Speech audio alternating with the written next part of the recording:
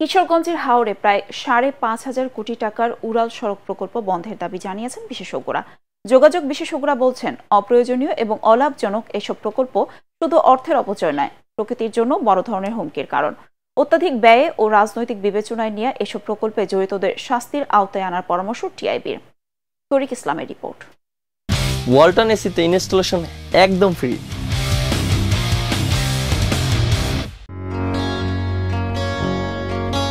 প্রায় ৫,৫০০ কোটি টাকা ব্যয়ে কিশোরগঞ্জের মিঠামইন থেকে করিমগঞ্জের মরিচাখালী পর্যন্ত ১৫.৩১ কিলোমিটার উড়াল সড়ক প্রকল্প হাতে নেয় পতিত শেখ হাসিনা সরকার।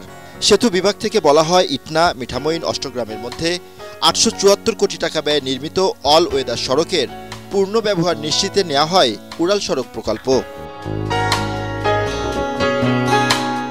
প্রায় ২০ কোটি টাকা ব্যয়ে প্রকল্পের সম্ভাব্যতা যাচাই সমীক্ষায় বলা হয়, উড়াল সড়ক দিয়ে ২০৩০ সালে প্রতিদিন যানবাহন চলাচল করবে প্রায় ২৬,০০০, যা ২০৪৫ সালে দাঁড়াবে প্রায় ৪৫,০০০-এ। একে অবাস্তব বলছেন যোগাযোগ বিশেষজ্ঞরা। শুধু অর্থের অপচয় নয়, প্রাকৃতিক সৌন্দর্য রক্ষায় দ্রুত এ প্রকল্প বন্ধের দাবি জানান বাংলাদেশ প্রকৌশল বিশ্ববিদ্যালয়ের এই অধ্যাপক।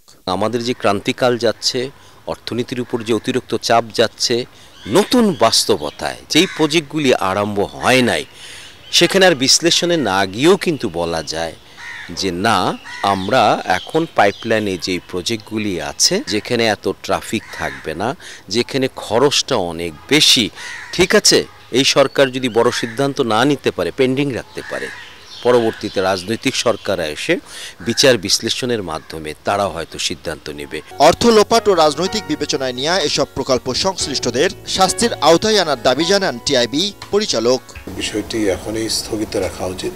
প্রকল্পটি আর অগ্রসর না হয়ে যে অর্থ ব্যয় হয়েছে সেটি কিভাবে উদ্ধার করা যায়, সেটার মানি ভ্যালু কীভাবে রিট্রিভ করা যায় সেটা বিবেচনা করতে হবে। যারা আমলাতন্ত্রে ছিলেন সংশ্লিষ্ট বিষয়ে, তাদের পাশাপাশি যারা প্রকল্প বাস্তবায়নের সাথে জড়িত, তাদের কিন্তু এক ধরনের যোগসাজশ এখানে থাকার কথা। সেটা প্রত্যক্ষ পরোক্ষ উভয়ভাবে এই ধরনের যোগসাজশে যারা জড়িত ছিলেন তাদেরও কিন্তু জবাবদিহিতা নিশ্চিত করাটা অপরিহার্য বলে আমরা মনে করি। শুধু এই প্রকল্প নয়, গুরুত্বহীন ও রাজনৈতিক বিবেচনায় নিয়ে সকল প্রকল্প পুনর্মূল্যায়ন ও বাতিলের দাবিও জানান বিশেষজ্ঞরা। তরিক ইসলাম, এটিএন বাংলা, ঢাকা।